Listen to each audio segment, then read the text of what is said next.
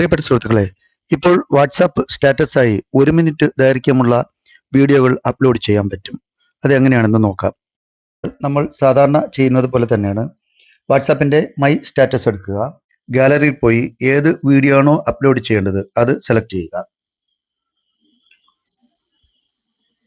ഇത് ഏകദേശം 55 സെക്കൻഡ് ദൈർഘ്യമുള്ള വീഡിയോ ആണ്. ഇത് അപ്ലോഡ് ചെയ്യാം.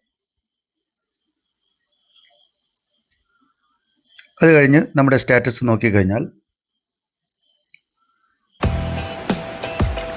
ഏകദേശം മുഴുവൻ വീഡിയോയും നമുക്ക് ലഭിക്കും. അതായത് 1 മിനിറ്റ് ദൈർഘ്യമുള്ള മാക്സിമം 1 മിനിറ്റ് ദൈർഘ്യമുള്ള വീഡിയോ നമുക്ക് ഇപ്പോൾ അപ്ലോഡ് ചെയ്യാനുള്ള സംവിധാനം വാട്സാപ്പ് നൽകിയിട്ടുണ്ട്.